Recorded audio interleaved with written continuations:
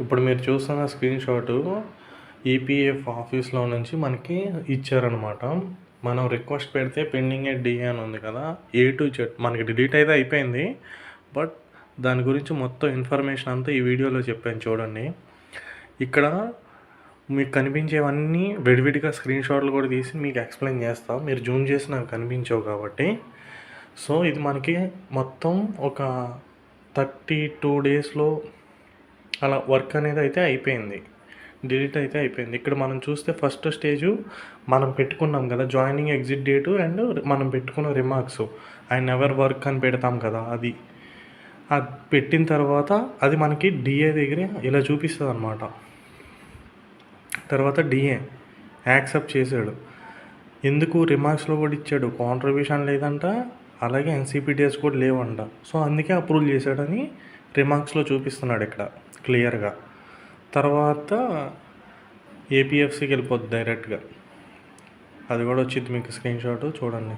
ఇక్కడ ఏపీఎఫ్సీ దగ్గర అప్రూవ్ చేయొచ్చా లేదా అన్నీ కనిపిస్తున్నాయి. ఇక్కడ క్లెయిమ్స్ కూడా ఆయన ఓపెన్ చేసి మనం క్లెయిమ్ చేస్తే చూడొచ్చు, కాంట్రిబ్యూషన్ జరిగిందా లేదా చూడొచ్చు, ఏమన్నా ఎన్సీబీడీఎస్ ఉన్నాయా లేవో చూడొచ్చు.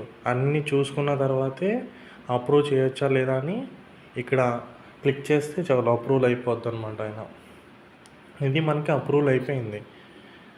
ఇక్కడ మనకి గ్రీన్ పెన్తో సైన్ చేసి కూడా మనకి ఇచ్చారనమాట. సార్ స్క్రీన్ షాట్ అడిగితే మనకి అయిపోయినట్టు కావాలి సార్, మనకి ప్రూఫ్ కింద అని అడిగితే ఇచ్చారు మనకి.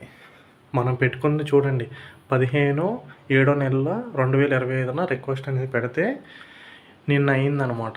18/8/2025 అయిపోయింది. ఇదే మీకు డీలింగ్కి ఫుల్ ప్రాసెస్. అలానే అందరూ చేసుకోలేరు డీలింగు. ఎవరైతే ఫ్రాడ్ కంపెనీలో జాయిన్ అయిపోయి ఉంటారో వాళ్ళైతే అందరికీ కాంట్రిబ్యూషన్ జరిగిపోద్దు కొంతమందికి. అప్పుడు అలాంటప్పుడు ఏం చేయాలంటే జాయినింగ్ డేట్ ఎగ్జిట్ డేట్ అనేది సేమ్ పెట్టుకోండి. ఎందుకంటే డీలింగ్ చేసుకునే ఆప్షన్ లేదు, కాంట్రిబ్యూషను ఎన్సీబీడీఎస్ అయినా చెక్ చేస్తున్నారు కాబట్టి వాళ్ళ అప్రూవల్ అనేది ఇవ్వరు మీకు. సో మీరు చేయాల్సిందల్లా జాయినింగ్ డేటు ఎగ్జిట్ డేటు అది మీ చేతిలో ప్రాసెస్ కాబట్టి మీరు ఎడిట్ చేసుకొని పెట్టుకోండి సేమ్ డేట్ లాగా. అప్పుడు వన్ డేనే వర్క్ చేశారు కాబట్టి ఎంప్లాయర్ కూడా ఏమనరు మీరు బ్యాక్గ్రౌండ్ వెరిఫికేషన్లో. ఇక్కడ చూస్తున్నారు చూసారా, 29th August 2022 ఇలా ఎడిట్ చేసి ఇస్తాం.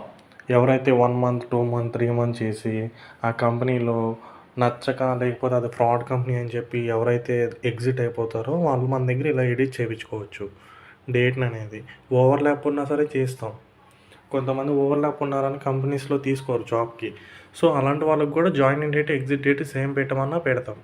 డ్యూయల్ ఎంప్లాయ్మెంట్కి కూడా చేస్తాం ఇలాగే. మీకు ఎవరికన్నా అవసరం ఉంటే కాంటాక్ట్ చేయండి.